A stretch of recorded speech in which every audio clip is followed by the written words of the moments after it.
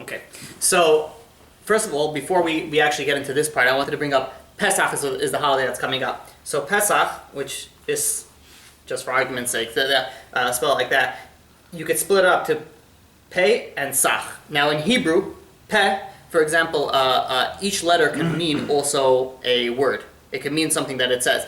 Pe in Hebrew means mouth, but it's also the way that you pronounce this letter, like P. Like imagine P means mouth in Hebrew, right?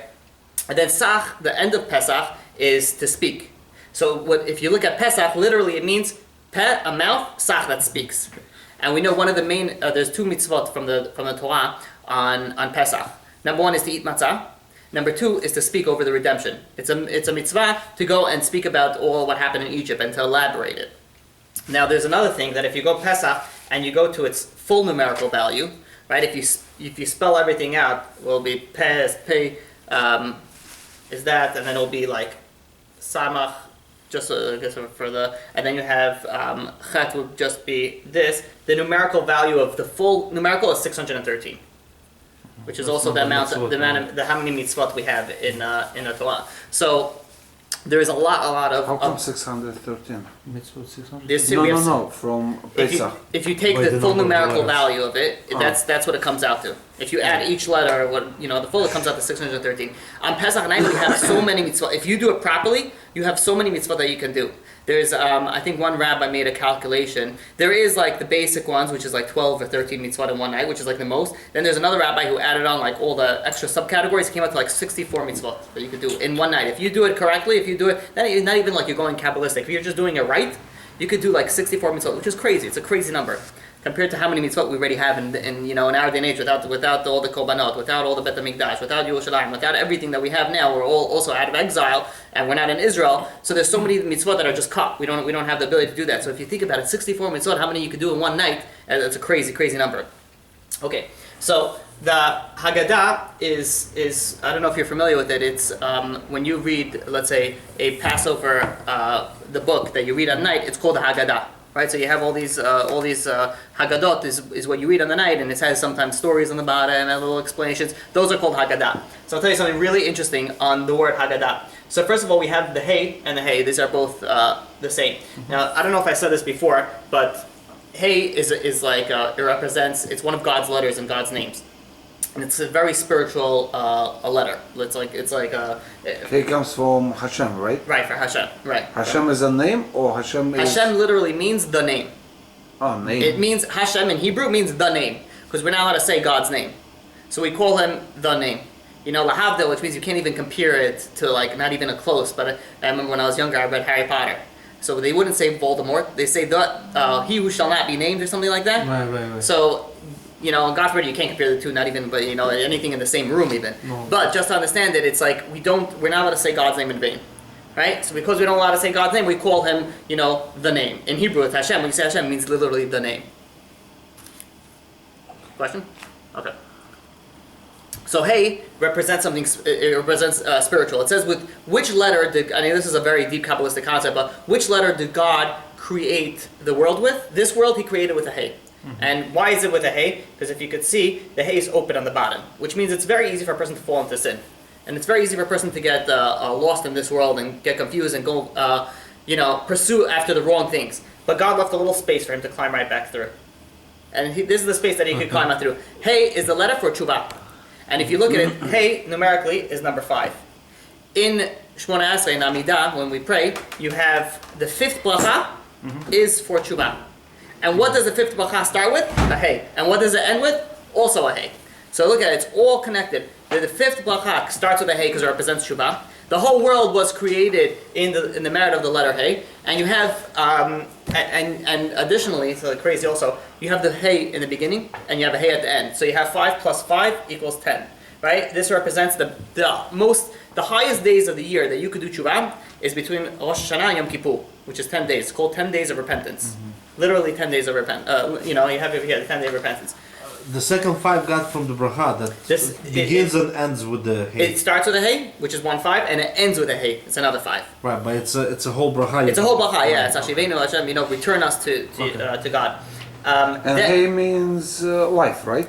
Hey No, it doesn't. It's Chaim is life. Chaim is life. Hey is just hey. No, it's not that. But I'm saying hey is when if you let's say somebody writes like in shorthand and script, sometimes you'll see them refer to hey like that as God, as Hashem, you know. But yeah, let's just leave it like this. Now the other thing.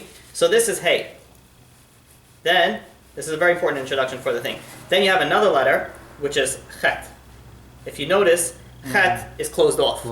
Chet literally means sin. Chet is a sin. Chet is closed off. Chet means you fall out, I'm not letting you back in. So here represents like, I guess good, if you could say. And this represents, in this aspect, bad. Okay? So, going back to over here, we have here, hey, which is the 5, hey, another 5, and then you have a gimel and a dalet in the middle. Now check this out. That's 5, 5. 5 and 5, but we're closing those out. We're looking at this at the center right now. You have here a gimel. A gimel is numerical values. You see over here is 3. Okay. Over here, the dalet is numerical value is 4. Now, why is there's something very in the Gemara in Masechet Shabbat? It speaks about gimel. Sounds like it's like gomel. It's the same words. What it means is to bestow kindness, is to give, to bestow kindness. Daled, which is this letter, represents poor. Dal in Hebrew is poor. It's the same letter as dal, dalet. Now just give you this letter. If you'd spell it out, would be like this, dalet, or whatever. However, I might be saying it wrong. Dalet, like that. The first part of this letter is poor person in Hebrew. That means a poor person. Gimel, which is this letter, if you spell it out, it would be like Gimel. You see that? Which means to bestow. Gomel chesed. You ever hear of chesed? Chesed, you heard is kindness, right? The way it works is gomel chesed, is bestower of kindness. So Gimel is kindness, dalet is poor. Now watch. Look how it's shaped. You have here the Gimel. What is the best way to give somebody, to bestow kindness onto somebody? Is to give somebody without knowing that you're giving him. Which means is the highest level of charity is to, or a higher level of charity is to give someone something without them knowing about it. Which means so they don't feel like, oh, bad and shameful that they got something from you. So check this out. Look how it's looked. The Gimel over here, his hand is stressed towards the Dalet. But the Dalet is looking towards the Hey, which is God. He looks towards the Hey, which represents God. This is, by the way, this is the letters, the way it works now. It's Aleph, Bet, Gimel, Dalet, Hey, in this order. So the Gimel runs, you see his feet are running. He's running to give charity to the poor person, but the poor person is sort of sticking out his hand in the back, not to see who is giving it to him. He's facing God, saying, oh, I'm only facing towards God. Additionally, Dalet in Hebrew is like Delet, the door. Where does a poor person come? He comes to your door to collect money. That's why it's shaped like an open door. Like you're going, you're giving someone charity. This one is giving someone charity to this one. Now, check this out. It's crazy. Listen to this. So, you have over here, we said the numerical value is 3. A father in Hebrew is Av, which is literally Aleph Bet. Aleph Bet is a father. A father, numerical value, is also 3. Aleph is 1, Beis is 2, this equals to 3. What is the father's job in the night of the Haggadah, in the night of Pesach?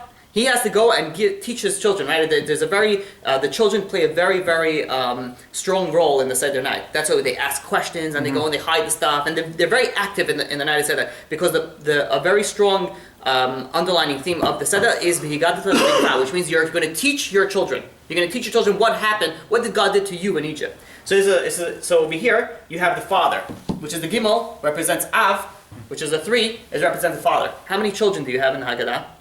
You have 4 children. You have 4 children that are, and that represents the 4 over here. Haggadah is you have the father, the 3, teaching the 4 children in the Haggadah. The children, what are they lacking? They're poor knowledge. They don't have the knowledge. The father is bestowing kindness. He's giving the kindness. He's giving them the knowledge about God and everything that happened in Egypt to the 4 children. That's the secret of the Haggadah. What we see over here when you just say Haggadah, it's just like it's crazy, stuff. Okay, so good so far? All right. So let's move on now.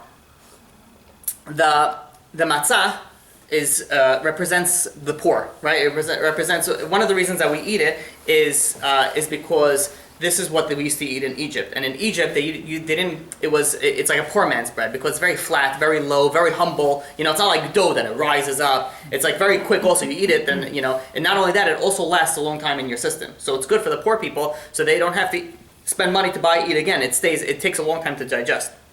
So the matzah represents like poor, which represents humility, humble, right? This which I'm not going to write it in English, but just this word is the Kabbalistic word for the Satan.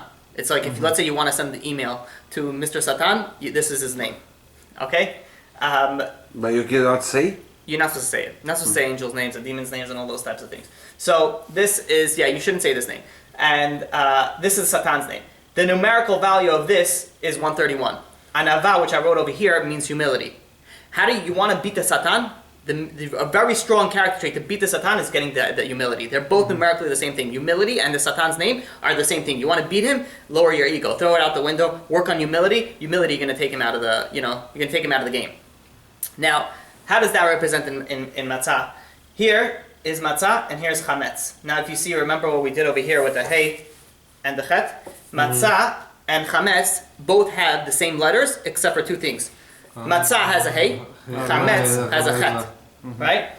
Matzah, but before we get into that, matzah represents, if you take, there's a tzaddik in the middle. Tzaddik is this letter in script, or, I'm not going to do it right. No, it's not. It's wrong. Whatever. It's this letter in script, but if you spell it out, it's tzaddik. It's like a righteous man. Tzaddik. So you have both of them. You have a tzaddik. This is how it looks at the end of the sentence, versus in the beginning of the sentence. They look differently. That's both of them has the tzaddik. Both of them have a tzaddik. The tzaddik in the middle is in the middle of matzah. What is ma? And it's surrounded by mem and hey, which is this, which is surrounded by these two letters, ma. Ma literally means what? What do you want from me? But so what ma represents is the humility. We know that Moses and Aaron, what they said is they said to God, Ma nachnu ma chayenu. What are we? We're nothing. Which means the what is a very humble, like we're nothing. What are we? We're nothing. Matzah, which is the tzaddik, is surrounded with ma, with humility, is the humble part of the matzah. Chametz, you have something else. Chametz, you have the tzaddik, he's surrounded by two letters, chet, which remember is a bad one, and mem. Mem, this in Hebrew, spells cham. Cham means heat. There's something very interesting. There's two sins that surround the entire body with heat.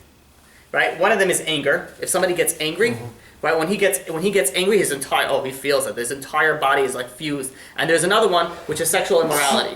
Sexual immorality. When someone gets so aroused, his whole body it's throughout his whole body.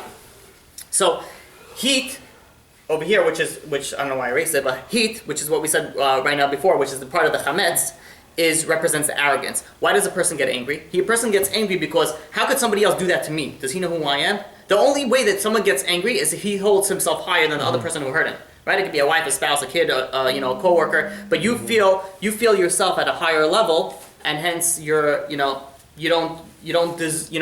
much higher level, and you can't, what are you going to relate to me? You do that to me, you cut me off, and things like that. So Cham the heat represents anger. Now something very interesting. There's those two things. So let's say we put it at passion and anger, right? These two things are two things that the heat goes up. Passion, I'm talking about immorality, right? There's three sins that a person is better for him to die than to do, which means if someone puts a gun to your head and says, eat pig or I'm going to shoot you, you eat the pig, right? But there's three sins that you don't do, right? Number one is murder. If someone puts a gun to someone else's head, right, and says, if you don't murder that guy, I'm going to kill you. You're not allowed to kill the guy, right? However, technically, if that guy goes and murders the other guy, he's not held liable in this court. In the court of, let's say we had the Beit HaMikdash, so which means as Mr. A put a gun to Mr. B, and Mr. B said, go kill Mr. C, and Mr. B said, or I'm going to kill, and Mr. A said, if you don't do it, I'm going to kill you. And Mr. B says, I can't die, I got a family, I got a kid, and he goes and he kills Mr. C. Right? Ordinarily, back in the day, he would deserve of capital punishment, which would be death. But in this case, we wouldn't give him capital punishment. His punishment would be up in heaven, because he was forced. But still, it's better for that person to die than to actually, the right way to. Another thing that's murder is one. Number two is idol worship. If someone points a gun to someone else's head and says, I want you to serve this idol, it's better for that person to die than to serve the idol. It's not better, it's required for that person to die than to serve the idol. And the last thing is immorality. If someone says, I want you to go sleep with this married woman, or else I'm going to kill you, he has to go and he has to rather die than sleep with that married woman. So there are these two things, which is the heat, right? Cham, which literally means heat. it fuels both these sins. So let's go with anger. Anger, murder, is usually resulted from anger. So here we have one of them, is murder. Then we have another one over here is anger. It says in the Gemara, if someone becomes angry, it's as if he served idols. Why is it as if he served idols? Because the way that we explain it is, God says, everything that happens in this world we know comes from God. Right?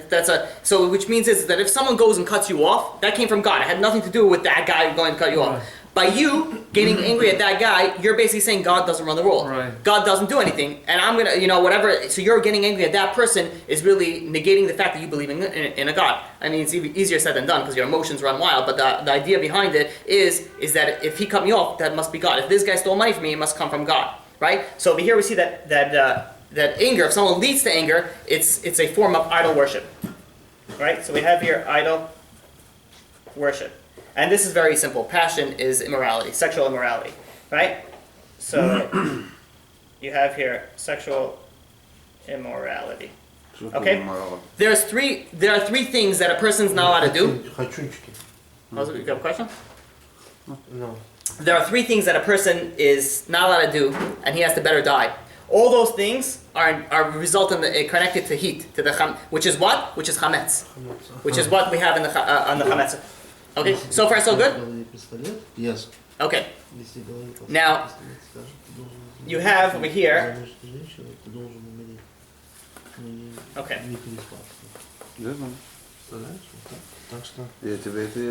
The matzah.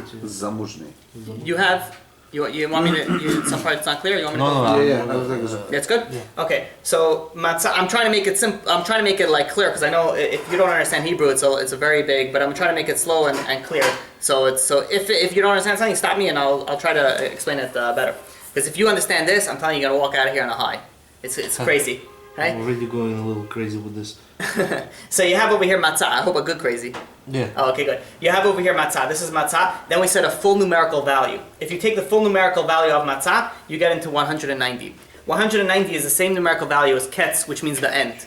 Which means is that ken is like the end, which means the times of Mashiach. So somehow, which we're going to see soon, there is a way through matzah to bring the end of time, to bring Mashiach. That's what we're going to go through at this point. Now, by eating matzah, we're going to soon see. By it's not just eating it, by understanding the deep Kabbalistic concepts of it and getting yourself to it. We're going to explain it. You're going to see that. Okay?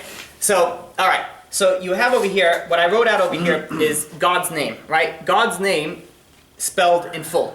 Right? Remember how we said the full right, so God's name is really Yud, Hey, and then a Vav and a Hey. Right? That's the way that's God's name, and we're not allowed to say it. Now, this is spelled out in full. However, the middle letter over here, if you see, this is all the same. This is the same, this is the same, this is the same. This is the only thing that's different. There's two ways to spell this letter. This letter, for example, I'll give you those are two different names. they're the same names, just spelled slightly different. And I'll give you an example. Why are they spelled different? Because there's two ways to spell a certain letter. And I'll give you an example. Let's think of a letter, not X, Y. Let's use the letter Y. Just an argument. I'm just pulling it random, right? So if let's say you would spell out Y, you would probably spell it out like this, right? This will be how you pronounce it. Why? Right? Or you could do like, I don't know, maybe somebody would want to say, no, this is good enough. Y. That's it. It's really, there's no H and there's no need to it. Okay. So there's two ways to spell something, right? They both mean the same thing and they both come to the same conclusion, but they're spelled slightly different. Now where does this come to effect is now they both have a different numerical value because this one has an extra H. This one H. has more and that one has less, right? So the same thing as with this one. Vav is the Hebrew letter for this one. One of it is spelled with a yud and one is spelled with an aleph, which is two different letters, which result in a different numerical value. 172 and 163. Right? So this is God's name spelled in both ways that it can be spelled. Okay? Now, you take this, the way that this is spelled, the numerical value is 72. 72 in Hebrew is also the numerical value for Chokhmah. Chokhmah is wisdom. Okay. Then you have this way of spelling it, which is, it's basically 9 less, and you get to 63. 63, the numerical value is Binah. Right? Now, there's three things when we in Shemona Esrei we pray. We pray to God. We pray for Chokhmah, Binah, and Dat. Which is, also, we have to explain this. What's the difference between those three? It's like saying... What's a Binah? Binah is like, let me give you the translation. Chokhmah is wisdom. Bina is understanding, dat is knowledge. Now, anybody will be like, those mean exactly the same things. No, well, that doesn't mean wisdom, knowledge, and So, I think that way. I mean, but the way that, in Hebrew, if you ask people, Well, if you have knowledge, you kind of become wisdom smart. not really. Not really. You can be a professor with the knowledge of physics, but doesn't mean that you're wise. So let's explain the difference. Okay. So, but yeah, you're on the right thing. Okay, so I'm gonna explain it. I wrote down a few different ways to explain it. I'm gonna explain it the most simplest way, and then maybe we could go up and delve into a little bit more of a deeper understanding of those three things. Chokhmah, which is wisdom. Let's do it like this, so it's easier. So we have wisdom. Then you have understanding, and the last thing we said is knowledge.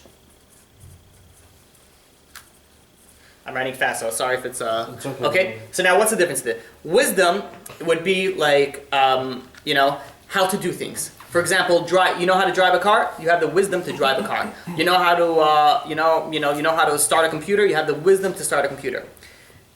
Understanding is being able to put two concepts together. I have understanding of the car, and now I have such a deep understanding that I know the parts and pieces, and I know what goes where, and I know you have that understanding. Knowledge. So this is just having the wisdom. Understanding is being able to put the two together, and the final thing, which is knowledge, is something that you experience. It's an actual experience. So I had a mashgiach when I was in Israel, and I was learning in a school in Israel. So the way that he explained it like this, he says, if you tell a child, don't touch the stove, right? It's hot. So now you gave him the knowledge not to touch the stove because it's hot. He knows that the stove is hot. Now if the child sees a pot on the stove, he says it's on something hot, it must be that that's hot. He had the understanding to put the two and two together. Now, he goes and he sees the pot and he touches it. And then he's like, oh, it's hot. Now he has the understanding. He has the knowledge. Now he has the knowledge. He experienced it. So that's a difference. That's a difference in it. And it goes in this order. Like it's greater. It's greater in understanding something in this order. Right? Another way to understand it is wisdom is like a spark. It's like a flash of an idea. It's like oh, I just had an idea. And then someone says, oh yeah, what's your idea? Explain it to me. And you're like, well, I first have to formulate it. I have to think about it, and so I can explain it. So you have the wisdom, you have the idea. Once you're able to have it formulated, you have the understanding. You could explain it to somebody. And here I'm explaining it. Once you made it happen, it's an knowledge. Once you made it happen, you turn that idea into something, that's this. So the way that it works is this plus this equals this. It comes in order. You need all those three things. Over here, we said chachma, which is wisdom.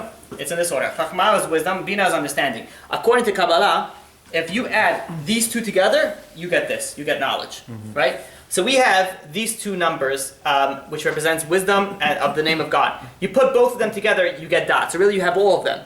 Now, what happens if we take 72 plus 63? You get 135. 135 is the numerical value of matzah. The same matzah is able, if you learn the lesson and you understand the deep Kabbalistic concepts of it, you're able to get chachma, which is wisdom and understanding, which will... Matzah is 135? Matzah is 135. But you wrote it on top is 190. Where's one? No, matzah, this is the full numerical value. Oh, the full numerical. The full numerical value is 190. The regular numerical value is 135. Gotcha. So you have over here, 72 plus 63 is 135. This is the numerical value of matzah. You have chachma, you have the wisdom, you have the understanding, and you have the dot. That's going to give you the matzah. Matzah gives you all these crazy abilities, right? Now, what's the difference? The Ben Ish Chai says... Actually, it is. If the father tells the story to their kids, he gives them the wisdom, the understanding, and the knowledge. While in the story, if he does a good job. Yeah. So the Ben Ish Chai explains what's the difference between these two, Chachma and Bina, right? So he says one story he explains is that there was once a guy a big rabbi that was visiting from a faraway country, and he came and he was listening to a court case, and in the court case, what happened was there was two witnesses. And what happened was it was a man and a woman got married. Now, a second pair, let's say 2 months later, a second pair of witnesses came, and they say the witnesses that you had by your wedding were not good witnesses. And what happens is that if they're not good witnesses, then they're not married, right? If Abraham married Sarah, and he has Mr. A and Mr. B as witnesses. And then Mr. C and Mr. D come a month later and say to the judge, by the way, Mr. A and B, those two witnesses that you had at your wedding, they're not kosher witnesses. They don't keep Shabbat, they don't keep kosher, they don't do it, they gamble. They're not kosher Jews, and hence the wedding is invalid. The person's not married. So they're going and they're sitting, and this rabbi is listening to this testimony, and what they do is you don't just, two people say, hey, by the way, these people are not kosher. You don't be like, oh, thanks for telling me. By the way, guys, you're not married. No, we have to make sure that these are real witnesses. So they test them out. And they test them out, and everything seemed nice and good. And this rabbi was looking in the side, and he's seeing this, and he's like, something's fishy over here. And he goes to these two witnesses and says, I would like to I don't know what it's called in court, where I'd like to ask the witnesses some questions. Justify. Yeah, I want to examine them. Right, I want to cross-examine them. So he goes to these witnesses, and he says to them, what did these these two witnesses do that makes them not kosher? So he said, oh, they ate something that wasn't kosher. He says, oh, okay. What did they eat that wasn't kosher? And they weren't ready for that follow-up question.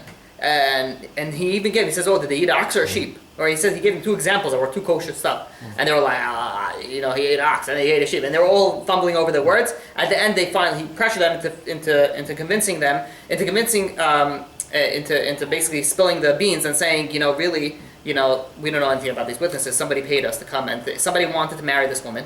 This woman was a married woman, so he went and he paid witnesses to go and basically to lie and get her to be not married so he could go marry her. The difference with understanding and wisdom and understanding, wisdom is you have the idea, you know everything, and they come in and everything is great and dandy. But the understanding is you're one step ahead. You're like, something's fishy over here. You cross-examine them. You're a step ahead of the wisdom. You understand them and figure out how to find out what's wrong and what's not. And he gives another story. I love this story. It's such a perfect example of the difference of it. There was once a servant that used to work for a wine merchant. And he collected a lot of his money over his salary, and he used to hide it. Right back then, there wouldn't be any banks. There wasn't like, oh, I want to deposit. So they would hide it. They would dig it. They would make vaults, whatever it is. So he used to work in the cellar. So what happened was that he, took like 50 gold coins, which is like a tremendous amount of time that he spent, saving up. And he put it in a black bag, and he hid it in one of the, amongst the wine, in the barrels. So, he was away for like a week or so. He comes back, and he goes check some of the money, and he sees that it's gone. And he knew that his master must have found it, because who else is going to be? The master must have found it and took it. So he goes over he didn't even go to the master. He goes over to the rabbi of the town, and he starts crying. He says, "This is my life saving. My whole family is waiting for this money." He says, I can't go without anything. And the rabbi sees that he's sincere and he's legit. So he calls over this owner of the winery, and he says, "Did you by any chance see there was some money in there?" And the guy the owner of the winery said, "See money? I never saw anything." So the rabbi says, I figured. I would have never suspected a Jew from stealing, God forbid, from another Jew. He says, it must be that a non-Jew came, snuck into your winery, and stole his money. So the Jew was like, I guess so. Him smiling, thinking, yeah, I got it. So the rabbi says, if that's so, then I have to make all your wine not kosher, because you had a non-Jew touch his wine is not kosher. He says that I'm putting in a proclamation that your wine is all non-kosher touched by a Jew. And then this owner of the winery saw how much he's going to lose. Forget about the 50 gold coins. He's like, no, I have it. I took it. So the rabbi says, you're just saying that. You're just saying that so you don't want to get the thing. Yeah, I don't believe you. Why? You wouldn't steal it. I wouldn't believe you. And he's like, no, I promise. Hey, wait over here. He runs home. He gets exactly the bag and says, here, it's the same bag. You see, it's the same bag, and he gives it to him. Right? So this is the difference between wisdom and understanding. Wisdom is you know how to interrogate the guy, you know how to figure it out, that what's right and wrong. But understanding is going one step into the guy's brain and figuring out what's really wrong and what's really right, and then going in there and figuring out. That's wisdom and understanding. I'll tell you one last story that the Ben Ish Chai says on wisdom and understanding. Is that he goes and he says there was once a very big rabbi, and the king goes over to the rabbi and says, you tell me that you guys are smarter, you're better than prophets, a wise guy is better than a prophet. He says, I want to play a little game with you. He says, I'm going now out of the city, out of the capital for a few days. I need to, go run some business, whatever he needs to do. And he says, I want you to predict which gate I'm going to come in from. There was a big gate and a small gate. I want you to predict which gate I'm going to come in from. So the rabbi says, okay. He says, I'll make the prediction, but he says, I'm going to tell it to you now, you're going to know it, you're just not going to do it. So he says, rather, what I'll do is I'll write a prediction on a piece of paper, I'll seal it with my stamp, and it says, when you go out, and when you come back, he says, you'll call me into the palace, and we'll open the stamp together, and we'll read the prediction. The king thought about it, says, it's a good idea, do it. So he goes, he writes on a piece of paper something, he seals it, and he gives it to the king. The king goes, travels for a few weeks, he comes back. Before he enters back, he feels his little paper, he's like, oh. He says, okay, so now how am I going to do it? There was two of them. The one was a big entrance, and one was a smaller side entrance. So he's about to walk into the big entrance, and he's like, no, wait. He says, for sure the rabbi thought I would go into this bigger entrance. He says, no. He says, take me to the side entrance. So they go and they travel all around to the side. And he's about to enter the side entrance, and he's like, the rabbi for sure thought that I would have thought that. He for sure thought that I came to the front, and then he would realize that I said, this is what I would think he would think, and he would go to the side. He said, no, take me back to the front. He says, now I'm going to get it. And then he goes to the front and says, maybe he figured out that I'm going to do this. He figured out how many, so he's going back and forth on the side, he's driving himself crazy. And finally he's like, you know what? I'm going to get him good. Make another entrance. Break the wall and make another entrance. I'm going to go from that entrance. So he goes, he breaks the wall, thinking in his heart, I got this one. He goes and he sits down in the palace. He calls over the rabbi. So the rabbi, he goes over there and he opens up. He takes it from the seal. Uses the little knife cutter, opens it up, and he reads inside. He wrote a quote from the Gemara in Sanhedrin. It says, "The king breaches the gate to make his way." He wrote a pasuk from the thing. So he looks at that and he's like, how? He's like, shocked. He's like, how is it possible? So the big rabbi told him, he says, this is what it means that a prophet, someone who's very wise can be greater than a prophet. He says, I figured out all what you went through. I figured out all what you're going to go, and I figured out what you're going to do. He says, this is what it means, which means in English is, who's a wise man who will see what will be born. You want to be good at business, you have to know not what's hot right now, what's going to be hot next season, what's going to be hot. You have to know where the stock is going. Not buying a stock that's just going up now, and it could be dipping tomorrow. It's someone that sees the future. That's the difference between wisdom and understanding. Wisdom is having the knowledge. Understanding is going one step into that thing, right? Into the idea behind it. So that's the difference between Chachma and Binah. Now you have all three of them. You're golden. You're a genius. You got your present from God. You got all three of them. This is the secret of matzah. This matzah is the same numerical value as all three of them. So now you have what I want to go back is for let's just finish over here. Now let's go on one more. You have the opposite of matzah is chametz. Now there's chametz and there's leaven, like yeast that rises, right? Mm-hmm. So you take chametz and you take leaven, these two things. The numerical value is 639, right? Which is the same numerical value as etz hadas. Etz hadas in English is the tree of knowledge, right? Which is the tree of the first sin of Adam and Chava is the tree of knowledge. So you have chametz and sa'ol has the numerical value of etz hadas, which means that the things that you're not allowed to eat on Pesach equal numerically the tree of knowledge, the first sin. Now, what's going on over here? So listen to this. So you have дерево, с которого они поели, Адам и Ева, хамец и лива, здесь их бывают вместе, они сочетают по цифрам, будет это дерево. It's good? То, что нельзя кушать. Good? Okay. Now we're going to explain that. Adam, this is Adam, right? In English, it's Adam, right? This is how you spell Adam in Hebrew. In Adam, the first sin that he did was eat from the tree, right? When he did, first of all, the numerical value of this is 45, right? Now when somebody sins or someone does a mitzvah, the Kabbalistic concept behind it is that there's anything you could categorize it either to one or a combination of three things. There's thought, there's speech, and there's action. You pick any mitzvah, you pick any avera, any sin, and it's either one or a combination of those things. It's either thought, you either thought something bad, either action, you actually did something wrong, or speech, you spoke about something wrong, right? So there's three aspects that you can mess up or you can do good, right? So when Adam sinned, he messed it up on these three things, right? So he messed up on three things, right? What do you think is the 135, right? This is the same gematria as matzah. So he messed up on that's matzah. When somebody goes and uses the power of matzah, he could go and he could fix, which means it's not just eating the matzah, it's understanding all the concepts behind it, all the things that we're speaking about. He can go and fix the sin of Adam. What did we say? There's a way to bring the case, to bring the end of the time. You know how you bring the end of time? You fix the original sin. You fix the original sin, it's going to come back to the end. It's that case which is 190, which is the full numerical value of. So that means by fixing that sin came to the end. Yeah. So listen to this. There is the part. We're almost there. So let's first explain. We started off with humility, right? Matzah represents humility. There's something if you want to know where God rests on a humble person. How do we know that? It says that in the beginning of the creation of the world, it says, where was God hovering? It says God was hovering on the face of the water.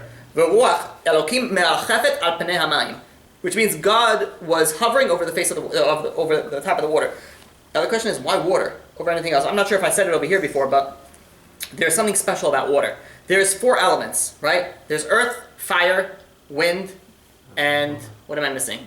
And water. And water, right? There's 4 things, right? Fire always shoots up. You turn a fire upside down, it always goes up, right? This remember we spoke about the cham, the heat, the flame, the chametz, the arrogance. Right. That's the opposite. That's up. You take wind. Wind blows everything with force. It's strong. It tears trees apart. It tears everything apart. It has that strong, arrogant, like I could destroy you. You have earth. If let's say you take a cup of earth and you pour it on the floor, what happens? It will slowly try to climb up. The only thing what happens is you take any liquid, you take water, and you spill it, it's going to try to go to the lowest possible point of gravity. It always seeks to go to the lowest thing. Water represents humility, represents gravity. That's why there's something where was God hovering? God was hovering over the water. You want to know where I'm going to be? We could learn so many secrets from the Torah. You want to know where God is? God is on the humble person. You want to be successful spiritually? Be humble, because that's where God's going to rest on. And you take it further. It says that when God told the land, make trees or make all these things. What did they do? Shot out like 100-foot trees, and you have all these huge mountains, and you have all these things. God tells the water, do the same thing. What happens? Everything's underground. You don't see like water trees, flying. I mean, you see reefs or something like that, but everything is under the water. That's why there's a special blessing with the fish. We always say, we always bless people to be like the fish. You'll be fruitful like the fish. Why? Also, fish has the most kids at a time. They have as a species, they have the most. Why do they have the most kids? There's no evil eye in them. There's nothing. They're all hidden. Everything is hidden from them. Everything's under the water. Everything is secretive, right? You want to have blessing. You be secretive. You be hidden. You be humble. You have that humble part of you. You'll have the blessing of God in it. That's represented by the matzah. The matzah, which is the humility, which you get from you understand the humility. You become humble. When you become humble, you become attached to Hashem. You get those 2 letters of God's name. You get the chachma and the binah, and you get all that understanding and the wisdom. When you're going to have that, you're going to be able to go and fix the sin of Adam HaRishon. The sin of Adam HaRishon, the sin of the Etz Hadas, which is the opposite. You're refraining from the sin that he did. You're refraining from that. And you're going to do that. Now, this whole part, the first part is in the Haggadah, we say halach ma'anya, which means literally the poor man bread. There are 28 words. There's 28 words in that whole paragraph. 28 represents the koach, power. 28 numerically is koach, power. You eat the matzah, it's not just matzah, you're eating it, you're turning it aside and everything is crumbling over you. You understand the deep secrets of matzah, you could accomplish so much. You could accomplish you could fix the world. You could go into the whole 613 mitzvot, which we said, it's not over here, the 600 Pesach, you get all those mitzvot, 613. This is the secret of matzah. This is how you're going to bring the ketz, this is how you're going to bring Mashiach, this is how you're going to bring the end of times. Crazy, no? Any questions on that before we go on? I thought this is like most of this was taken from by a rabbi by the name of Matisyahu Glazerson. Matisyahu Glazerson, he has a whole bunch of stuff on Torah codes and things like that. This is he wrote the majority of this. I took it from a few other places, but that's where I took that part. And then people always think, it's like people don't understand. Everything is so deep. There's so many things that you could do with all these mitzvot. It's not just superficial. But like, oh yeah, you do, you eat this and you lean to the side and you eat your spicy part and you eat, all these things. There's a meaning to it. There's a deep understanding. And this is just scratching the surface of what the Kabbalah speaks on and goes on deeper and deeper and deeper in it. So this is also why when we break the matzah, Kabbalistically, when you break the matzah, you're supposed to break it into 2 letters. One is a dalet and one is a vav. The bigger part and the smaller part. The bigger part and the smaller part. The smaller part is the dalet. That's looks like a dalet. The bigger part is the vav. The dalet is that poor part. It's the part that you keep with you, and you hide the bigger part. But there's the people that actually, is there a person that actually knows the Kabbalah like at 100%? There is people that know a lot, but I'm saying that there's always, a lot and no. Nobody knows. The Torah is infinite. There's no infinite for the Torah.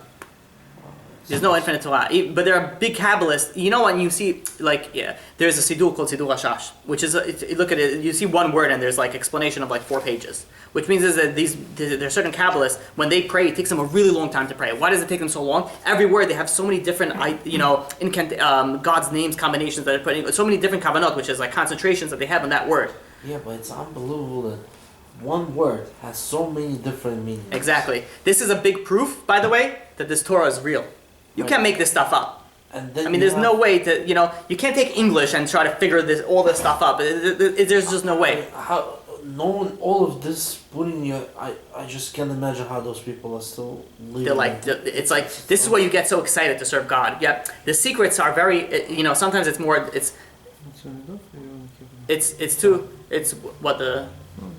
sometimes the secrets are so, it makes you serve God so much. I know somebody who became religious from realizing numerical values.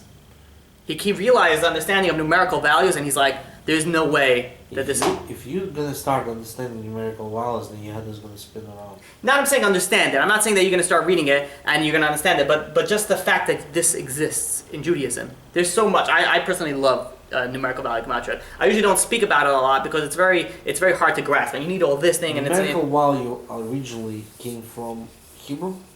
Yeah, it only works with Hebrew. But it also works with the Russian, when you put out the Russian names, it doesn't mean anything. I mean, it's interesting because God in Hebrew is numerically is 26. God in English numerically is also 26.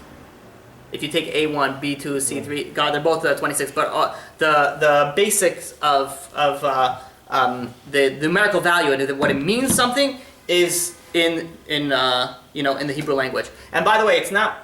When you see numerical value, just to understand about the numerology, gematria, whatever, the understanding behind it is, just because two things equal the same numerical value doesn't mean that you'll be like, you could, it's not like halakha, this is what the law. It's an added bonus.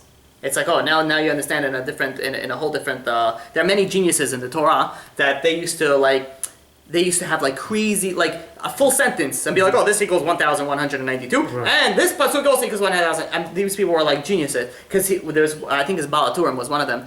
If I'm not mistaken, he would say, he brings all these crazy gematrios, like crazy numerical values between different things. And he also says, don't think that I'm sitting there making calculations. Right. It just happens to come to me. But you look at the stuff that comes to him, it's like, in the thousands, numerical, his mind works so quick. These are people that are studying all day and are constantly connected to God, constantly connected to Torah. Okay, so let's go on. We have some more time, right? Yeah. Okay, so this is the deep part that I wanted to speak about. Now we're going to speak a little bit on the I guess 26 you said that means, right? Mm-hmm. Numerically, Yud Hey and Vav Hey is the numerical value of 26. Okay, so I have to do one more thing while we're on the deep stuff. So there's in the Agadah it says. There's a Rabbi Gamliel, which is a rabbi, that says if you don't say three things, you did not fulfill your obligation in Pesach, and that is Pesach, and I'll explain it. Let me do it so you can see. Matzah and maror, right? In here, Pesach, which is literally the holiday, was a korban. It was a sacrifice of Pesach. Then you have matzah, which is literally the matzah that we eat, and then you have maror, which is the bitter herbs, right? So it says, if you don't say these three things on Pesach, you do not fulfill your obligation. Now, what is these three things? Now look at this. So you have here, Pesach is like the sacrifice, which is meat. So it's meat. Meat is red, which represents also fire, which also is like bloodshed. Right, which is the meat, the red, the blood is represents blood. Bloodshed. Let's leave it. Let's put it as murder. Okay, so this, and we're gonna see how each three. I won't ruin the surprise. So you have here these things. You have matzah, which is flour, which is the color of white, which is like water. Now, according to Kabbalah, water represents sexual immorality, sexual relations. So. Why water? Sexual things that let it grow. One time maybe we'll go into it. The idea behind it promotes growth. I would think more of a fire to be sexual. Yeah, well, technically, but according to the Kabbalah, it's specifically water. And then you have maror. Maror is the bitter herbs, which literally is supposed to be something green, lettuce or so it's a vegetable, a green vegetable, right? So this is green. Green represents ear. Now I'll explain it is. When metal becomes oxidized, touches air a lot, it turns green. It represents the green thing. This represents idol worship, idolatry. Idolatry is lightheadedness, getting a lot of air, doing like foolish stuff. It's getting all those things. You have Pesach Matzah. These are the three sins, by the way, that we said before earlier. It's not over here, but the three sins that if somebody does something, if somebody convinces you to do it and forces you, if not kill you, you have to better die than do this. These three things. Pesach, Matzah, Ma'ara could take those three things around and specifically turn it for the good. Pesach represents a murder. Matzah, sexual immorality, and Ma'ara is idolatry. And these three things, he said, if you don't do these things, you're not yotzeh. You're not yotzeh the obligation of you having Pesach. Okay, so now, how much time we have? Okay, we have a little bit of time. All right, too deep? This is small. You know what? Doesn't it blow your mind? Isn't it crazy? Look how crazy the Judaism is. It's not like, go to Christianity, they could be studying for years. They don't have any of this stuff. You go to Islam, they're not going to start proving you from sentences in Islam how they're going to get 72 virgins if they blow themselves up. Right? Only the Torah. This is just such strong proof. The deeper that you know the Torah, the more Kabbalistic, the more deeper that you go, the more appreciation you have for it. The more understanding is there's no way that anybody can make this up. There's no way that this started from some random guy just, had a dream. God gave to me in a dream and I wrote a book called The 5 Books of Moses. And there's just no possible way that this could come from that. All these numerical values, it's just such a strong reminder how the Torah is real. It's real and it's divine. Okay, so listen to this part. Now, the question is why did God send us down to Egypt? Right? We went to Egypt and then we got free from Egypt, right? Why don't we just scratch out the whole Egypt part? Let's just go straight to getting the way that it was. It was Abraham started Judaism. After Abraham started Judaism, he had the tribes and everything, and then Yosef, and then all the tribes moved down to Egypt when there was no food and there was a famine. They stayed in Egypt, they got comfortable, and long story short, they're there for a short amount of time, and they started expanding, tremendously. The Egyptians were nervous. They see Jews everywhere. They're like, these people are taking over us. So what they did is that they went over to Pharaoh, and Pharaoh said, you know what, let's enslave them. Because soon they're going to become so powerful that they're going to take over us. So they went and they enslaved them. And they enslaved them, and then we were in Egypt for many years as slaves. And then we got then God took us out of Egypt, brought us to the desert where we got the Torah. And then from the desert, we hung around there for quite some time, 40 years, and then went into Israel. That's the order of the sequence of events. So now the question is, why did we have to go through all that in Egypt? So the Ben Ish Chai goes and he gives a story to explain it. It says there was once an orphan boy that a very wealthy man took him in, and he told the boy, gave him everything from A to Z, like one of his own kids. One day they're sitting and eating dinner. And a poor man knocks on the rich man's door, and he gets up and he sees the poor man and he starts telling him a story. And the rich man feels really bad for this poor man. Like he opened his heart, he hit a soft spot. So he says, for you, he takes out 100 gold coins, which is a crazy amount of money. Imagine some poor guy knocks on your door and you give him like $5,000. He's like, here's start counting a wad of hundreds, and he'd be like, here you go. Right? The rich guy saw this. He didn't think he'll get $100. He got $5,000, and he starts just like thanking this rich man profusely, again and again and again. Oh, thank you so much. How do I ever appreciate something that you did, to me like this? And he thanks him as he's walking down the street. He's screaming, "Thank you for you saved my life. You saved my day," nonstop.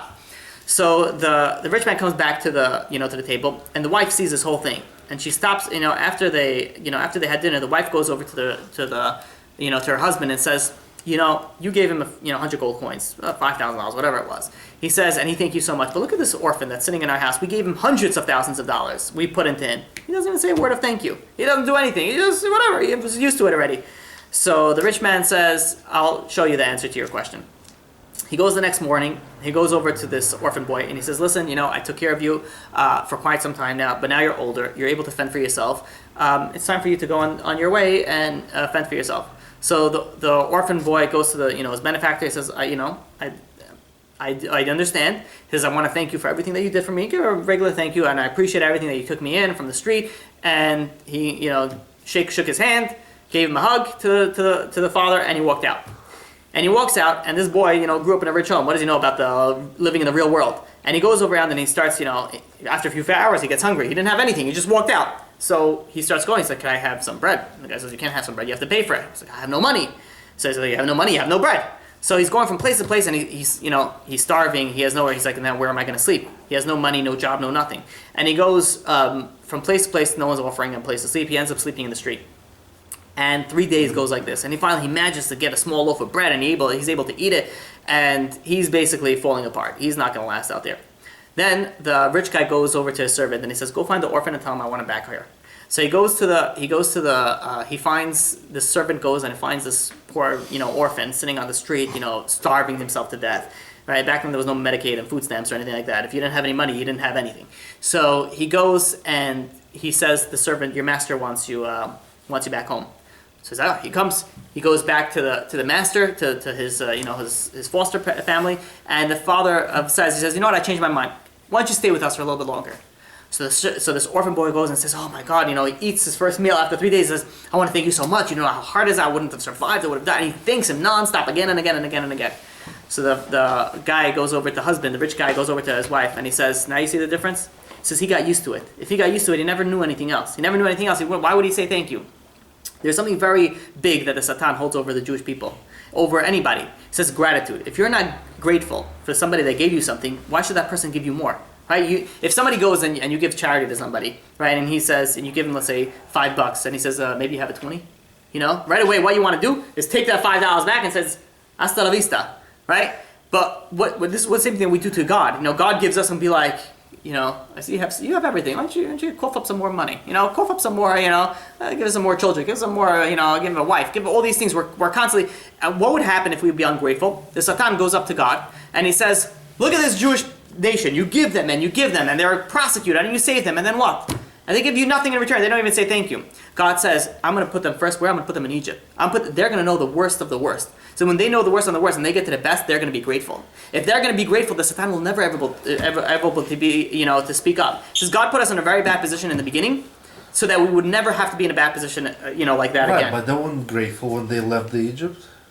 To a certain extent, they weren't grateful in certain ideas. But they were testing him. Oh, can you give us the meat? Can you give us the water? Right. It's not grateful. First of all, it wasn't. If you freed out, it's right. So they got punished for that. But the idea behind it is they understood that where they were and where they're going, which we're going to explain a little bit in more depth. So now the idea behind it is now we have to understand. Okay, so I understand that we had to go into slavery, and we had to go to get the bad to understand the good. But why do we have to go to Egypt? Egypt was considered the worst of the worst. It was like Vegas and Sodom. It was like everything on steroids. It was the worst immoral place. It was so infused with magic. It was like the magic capital of the world. Everybody where there was sorcery. It was a place of idol worship. There was such impurities there. The question is, why go to the worst place of the world to teach us this lesson?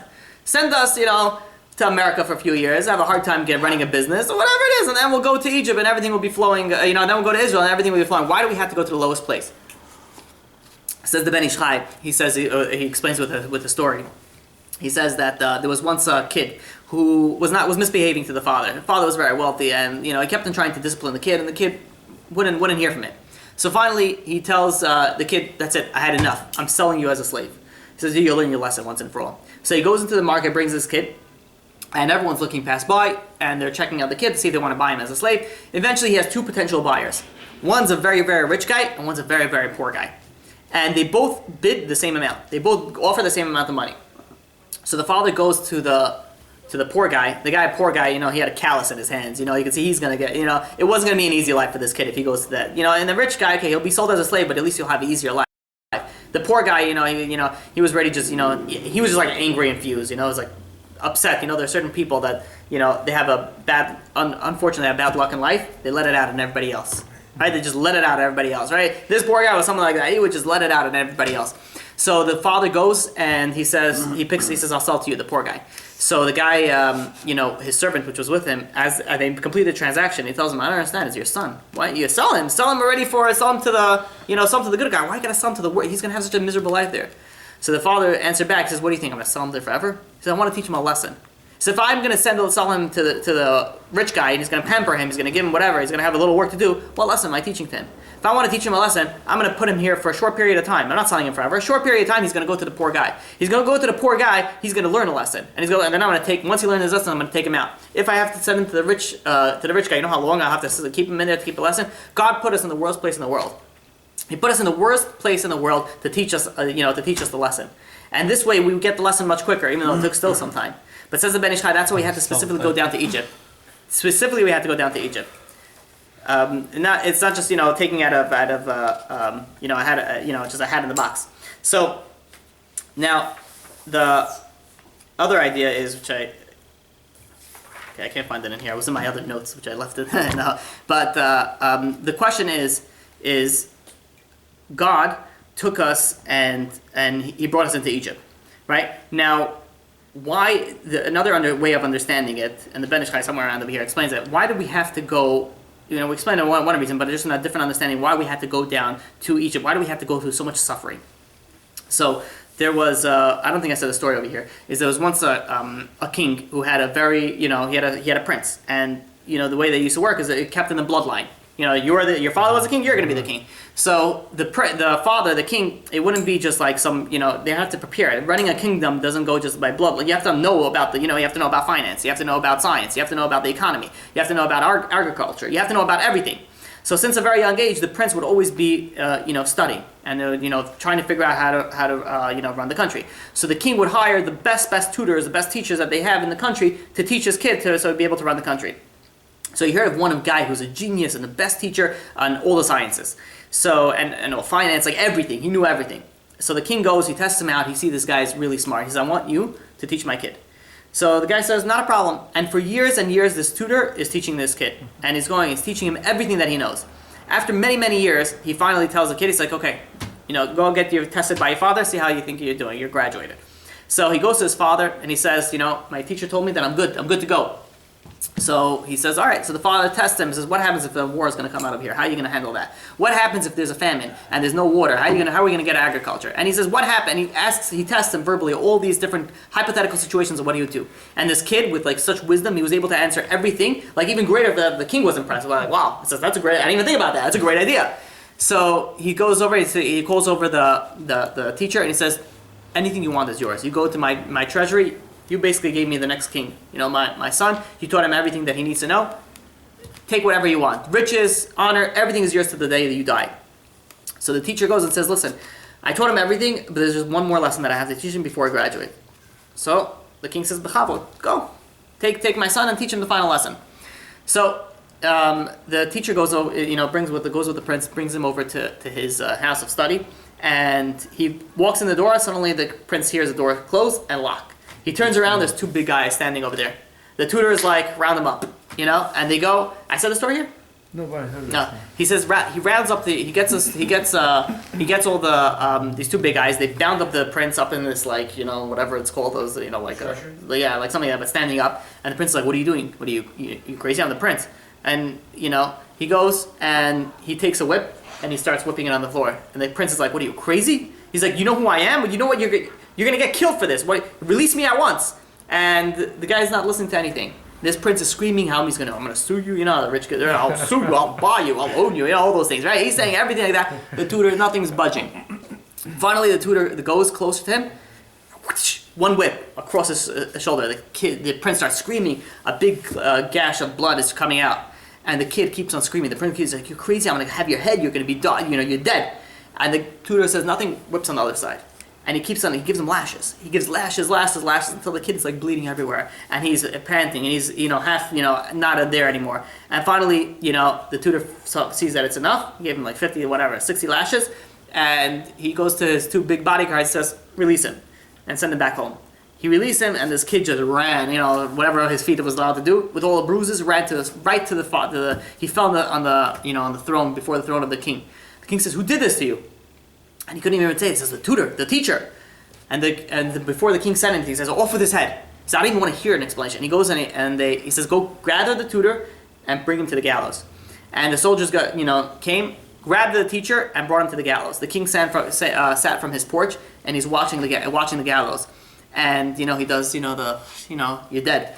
And they put the noose around his neck. And finally, the king's like, this guy's smart. Why would he throw away his whole future for this? It makes no sense. And before they kick the stool, the king puts out his hand and says, wait, just bring him to me.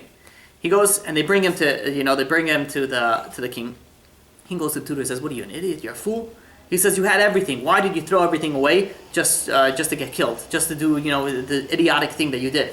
So the tutor goes to him and he says, my honor, your honor, my honor, your honor. He says, did you want me to, teach your son how to be a teacher or how to be a ruler? The king says, what type of foolish question is that? Of course, he's going to be the next king. So he says, that's what I did. I taught him how to be a next king. The king says, what are you talking about? You told him before that. What did this help, all this hitting? And he says, the teacher says, there's going to come a time, and like your honor, you judge people. If someone stole money, he gets 5 lashes, depending on how much money he stole. Maybe he's going to get 10 lashes. Maybe he's going to get 50 lashes. Maybe he's going to get 100 lashes. Who knows, depending on the level of his crime. It says, but what happens for somebody who never felt a lash before? He's going to tell somebody who stole 50 gold coins, says, you know what? I don't like his face, 50 lashes. And he's going to give him 50 lashes, and then what's going to happen at the end? He's going to kill him. He's going to kill this innocent guy that really, should have gotten maybe 5 lashes, 10 lashes. He says, what I did was I gave him the lashes. Every time that he hit, that every other lash that he got, 1 and 2, he felt the difference of how much pain each one is. The next time someone's going to come and he's going to judge somebody, and he's going to want to say 50, he's like, no, I've seen 50 lashes. You don't deserve 50 lashes. You deserve 7 lashes. And you deserve 8 lashes. You, 5 lashes. You, 10, 15 lashes. He's going to be able to judge with much more accuracy and not kill so many innocent people. He says, I gave him the pain that he needed to have so that he could judge and not kill innocent people. The king was very happy with his answer. He says, although I think you're crazy, and I almost killed you, and I don't think you should have done that, but you're right. And he says, then you're free to go. And he let him go. It says the Jews went through so many bad things in our history. Went through so many bad things. And so let's look at Israel for a second. Israel as a state, right? We're a small, tiny country. You can't see us on a map, right? Haiti, the earthquake. We were the big earthquake happened in Haiti. Okay. Israel was the top 3 nations that came in there to help. They were the first ones, or the top 3. I don't know if the first or second. They were top 3 with the highest amount of beds that they brought. The hospital, they brought like either between 90 to 250 people. They set out a hospital, to help people. You look at Kenya, for example. Kenya, there was a big flood, right? El Nino, if I'm not mistaken, right? Israel, one of the first to be there. There was an earthquake in Turkey, not too long ago. Israel was the first one to help them. Israel is the first one to help all these people. Right? You have America, you have all these big Russia, all these big things. Everyone sits in the back and waits until people. Israel, we come and we offer our help before they even ask. Right? We come, we're always there. Why are we so helpful? Because we as Jews have been through so much. We know the pain that people have gone through. We know the suffering that people have gone through, and we say we don't want it on anybody else. And then we're helping everybody else. Right? That is what a Jew is. A Jew is a gomel chesed, someone who bestows kindness, someone who gives good, someone who does well and does kind to others. You know why we're so good at that? It's because we've been through so much and we don't want anybody else to go through what we went through. It says that's why God took us down to Egypt. God took us, we went through the worst suffering, and it says we don't want this on anybody else. And we go, as a nation, we're the most ethical. It doesn't make any sense the way that the liberal Israel is run, but the idea behind it is equal rights for everybody. We know, we've been through the Holocaust. We've been through so many prosecutions. We've been through the Spanish Inquisition, right? We want equality for everybody. Even though it's not according to the Torah, but the idea behind it is never again, right? Which is the slogan of the Holocaust. So, God took us down to Egypt, taught us a very strong lesson. Taught us what it is, what it feels like to be in that situation, and never to cause that pain onto somebody else. Crazy. Okay, let me tell you. We have a few more minutes. Yeah. So I'll tell you this crazy idea. You look at Pesach. We're good. You look at Pesach, and there's 3 things we said. You have Pesach, Matzah, and Maror. You have to do these 3 things. Now, if you look at the whole theme of Pesach, it's very confusing for people who understand the deep significance of it. For example. Let's look at this. For example, Pesach is Korban, which represents freedom. We got that. Matzah is the poor. It represents we're slavery. Maror, bitterness, represents slavery. So make up your mind. Are we free or are we slavery? We do a few things. We lean because we're free men. We have all the gold and silver and jewels all on the table. It's all spread. We're like free men. But we eat matzah, for poor men. We dip everything. We dip everything. In that. But then we eat maror. We eat bitter herbs because we're on one side you're telling me we're free. On the other side you're telling me we're slaves. Pick a side. What are we free or are we slaves? So it's like bipolar. Like make up your mind. What's going on over here? So the Ben Ish Chai explains. He says there was once a king that went hunting. And he's hunting out in the field, and he hears like a little, someone playing flute. And it's playing it so beautifully with such great musical talent. And he goes and he hides behind the bush of this whole entourage, and he sees there's a little shepherd boy sitting on a rock with his little shepherd stick playing the flute so beautifully. So the king comes out there, the whole entourage, the kid gets a little startled, and the king says, have nothing to fear. He says, I see you played so beautifully. Where did you learn how to play? So he says, I taught myself. I'm out in the field a lot. And the king and this kid started talking to each other. And the king sees that this guy is he's like a genius. He's got a bright future. This guy is he has a big head on his shoulders. So the king says, I want you to come to. I'll take care of your family. I want you to come to my palace. I want to teach you, about finance, about all these things. I want you to eventually, when you get a little bit older and you get more knowledge, I want you to run part of my, my finances. I see you're very smart and I see you have a bright future. Okay, so, of course, my dear king. And the king takes him and, he teaches him all. The kid gets everything so quick. He's really, like a genius. And before it's too long, the teachers, who are teaching him be like, we taught him this guy's like something else. He's like, he's got a mind. So at a very young age, he was promoted to run the king's finances. Slowly, he got very quickly promoted to one of the ministers. So what do they do when they see, a young Jewish guy being promoted to all the non-Jews get jealous and be like, connections and marriage and this and that. They finally got, after 50 years, they got to run and become a minister of whatever it is. This kid is, what is he, in his early 20s, and he's already, running the finances. So they started bad-mouthing, they started speaking Lashon Hara, started speaking evil talk about this kid to the king. It's like, oh, this guy, you think he runs your finances, where do you think all the money is going, Yeah, this guy, he's stealing from you. This guy, he's no good. This Jew, he's, the Jews, they just love money. All they care about is money. The bad talk after another. And the king really he loved this kid like his own son. He brought him out he taught him everything. He grew up, he grew in the palace for a few years. And the king says, the guy's talking nonsense. This is my trusted minister. But the complaints kept on coming. The king says, you know what? When there's smoke, there's fire. All right. So he says, you know what I'll do? I'll go take a tour in his house. And I'm going to go take a tour in his house, and I'm going to see what this, if he has Persian carpets on the bottom with chandeliers, crystal chandeliers on the above, well above the ability for his, pay scale, then I realize he's getting money from somewhere else. But if he lives in a simple home, like all other men, a simple, nice home, then I know that he's, where would he be taking the money? So he goes over to the minister and he says, I want to see your house today. The guy was shocked and be like, whatever you want, my manager. And, says, let's go right now. Says, I figured before if I warn him, he's going to go and hide stuff. So let's go, let's go together. So they go together and they walk to his house. They go in the carriage and they go into his house, the king and the minister and a few of his guards. And the king says, please, I would like to tour your house. Guys, this Jew is looking confused, be like, all right. He's like, here's the living room, here's the kitchen, and he takes him around the whole tour. Here's the master bedroom, here's the other bedroom, here's the the cellar, and all those things. And as the king sees this guy's living a regular, normal life. There's nothing special about this, And as he's about to leave, he sees there's one part of the door that just caught his eye. And he says, what about, we didn't go to that door, what's in that room? And the minister of finance says, no, please, my king, everything else, just leave that room, that's my own private, if you don't mind, let's just leave it at that. You saw the main part of the house. So the king thought and says, aha, I got him. It's in here. All the treasure is in here. And the king says, absolutely not, I want to see this room. He says, and then he starts begging, he's like, please, my dear king, I'm begging you, you saw my entire house. This is my own little, please, my own, my dear king, I love you, I care for you, I'll do everything for you, but one thing I ask, leave this thing. The king puts his foot down and says, I want someone you to open this door immediately, or you're going to open it by force.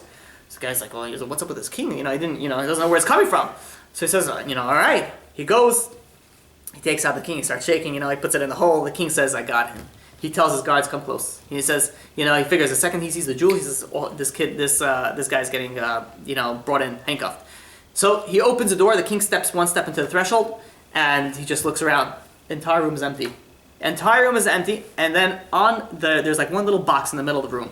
And he sees on the little box there's a little shepherd flute, there's a little shepherd clothes, and there's a little shepherd staff. And the king says, what's this?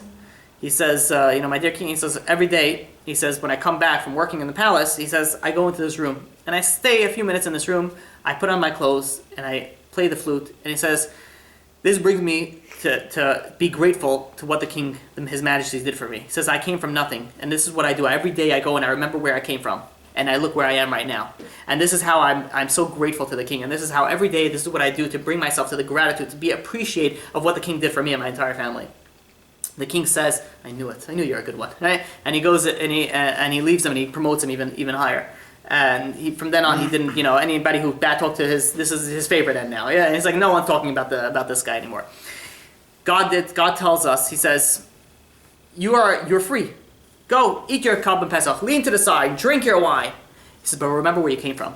Eat the matzah, eat the mawal. Don't forget where you came from. He says, we as Jews have to remember, now we're free. Now we're successful. Now we live in America. We're not getting prosecuted, thank God, by Nazis. We're not getting prosecuted by the Crusades. We're not getting prosecuted by when we used to live in the Eastern countries with all the Arabs who would kill. Well, they still try to kill us, but I'm saying that it's not what it used to be. He says, now we're free, but don't remember where you came from. You have a lot to be thankful for. Comes Pesach, we have to have this gratitude. We have to have this gratitude that we have to have towards God for everything that He did for us, for where we are right now. And what we're doing is we're remembering our past and seeing our future. So this is how important gratitude is that it needs to be. When we have this, the Satan, and we're really grateful and thankful for God, the Satan can't touch us. The Satan can't do anything. We got everything on him. So, the Ben Ish Chai, the way that he explains it is unbelievable. How he explains it with such certainty. Any questions before we? No. No. That's it. We could go a little more, or should we stop? Up to you. 5 minutes, 10 minutes, or should we? It's up to you. You have another class? Yeah, but I have some time. Okay. There's so much to speak on Pesach that I try to, here's also is also an understanding. It's just you get so much appreciation of understanding the ideas with stories. It brings out it touches inside the heart. It realizes this is not just some custom that we just sit and we do. Everything has a meaning to it. Everything has a deep understanding to it. So now I want to explain is why did we have to go to the desert? Why couldn't we? We stayed a lot. Why did God give us a Torah? We're on the desert. Why do we have to stay in the desert? Let us go and give it to us, in beachfront, oceanfront property, right? Get a nice view, or some nice trees, orchard, nice forest. Why does it have to be a desert where there's nothing? It's dead. It's nothing there. So the Ben Ish Chai explains this as follows. He says that there was once a rich guy, very handsome man, very well-to-do, and he was offered a shidduch, a match, and they gave him this, from another rich family, a girl. And, he met the girl once, and, he saw this girl was, not for him, Her character traits were, she was like a mean person, like one of those, we said before, the rich, little fat kids, that get, the I own you, I buy you, they're girls, or also, what are they? Spoiled, thank you. Spoiled, and this girl, her character trait was disgusting. I'll tell you what's, I don't know if I said it before, there was a story that there was once this guy who used to, a rabbi-ish, if I could say. So he says a story about himself. He says, it was an Erev Shabbat. It was right before Shabbat, and the whole house is flying. The kids are flying. Everything is going crazy. And suddenly, the doorbell rings, and he's like, "Oh, you got to be kidding me! Now it's like 20 minutes of Shabbat." He's like, "I can't." He's like, and he's going up in there. He's like fuming already. He's like, "Oh, whatever this better be good." Bothering me right before Shabbat. He opens the door, getting ready to scream, and he sees who's standing there, and suddenly he calms down. He's a very, very beautiful woman just standing over there. And what happens to men when they see a very beautiful? Please, would you come in? So, oh, Rabbi, sorry, I didn't mean to bother you. You have some time? Absolutely, please come in. All of a sudden everything changed, and she comes in, and she starts explaining how she's a divorced, she's a divorced woman, and her son is getting a bar mitzvah this week on the Shabbat. And she wants to make sure that the ex-husband gets absolutely no kavod, no nothing. I don't want to invite him. And she started speaking so bad about her ex-husband that the rabbi, when he was saying over the story, he says, this woman was, when she walked in, very beautiful woman. But the more that she spoke, the uglier she became to me.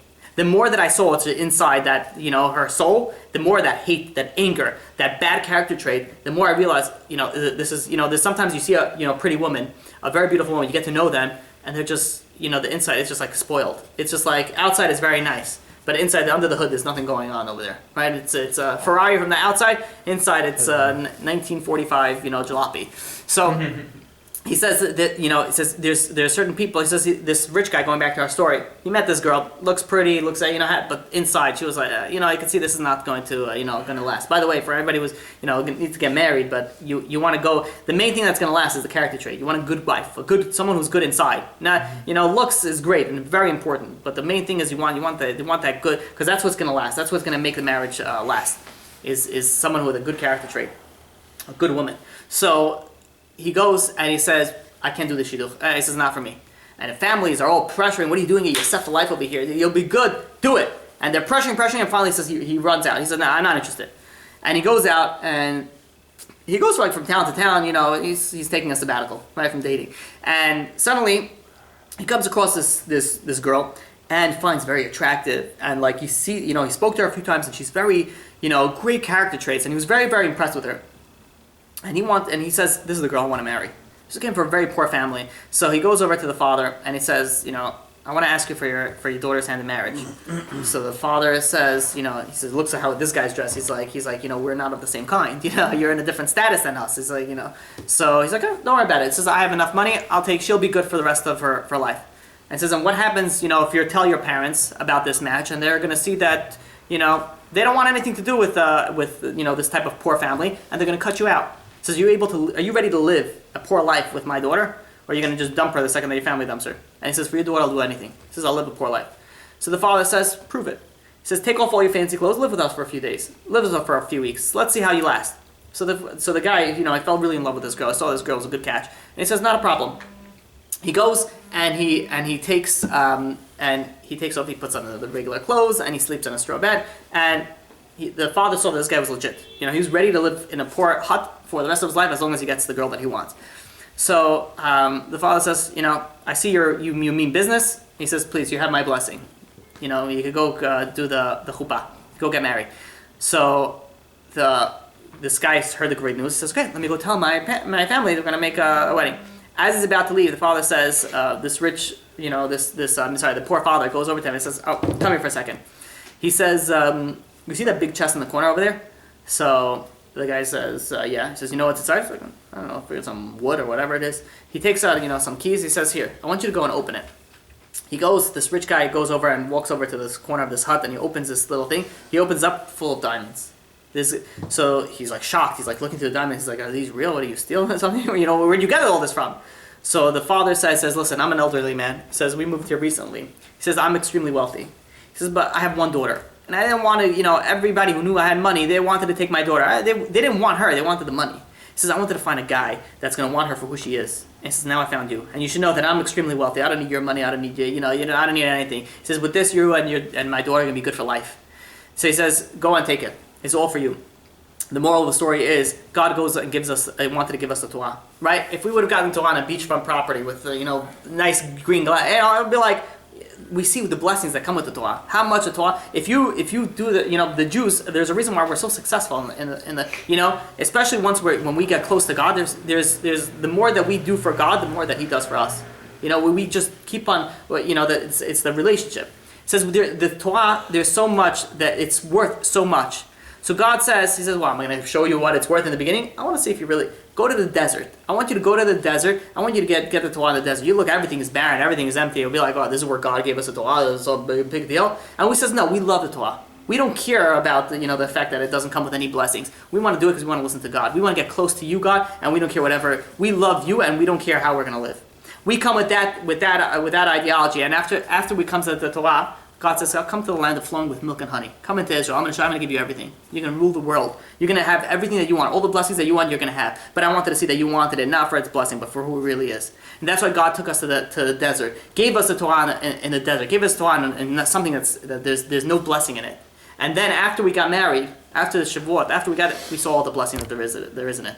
So, B'ezrat Hashem, I give a final blessing for all here. For everything that we went through from A to Z, we've been through a lot today. Yeah, you have all the secrets of the Matzah. B'ezrat Hashem, that we should all internalize it. It's not just enough to know it. It's got to realize the humility. You got to realize the fact that we have to get close to God, to love God, to understand that everything what we're doing is not just doing it for the sake. There's so many deeper understanding it. And B'ezrat Hashem, that this year, B'ezrat Hashem, we could be able to do it in Yerushalayim. B'ezrat Hashem.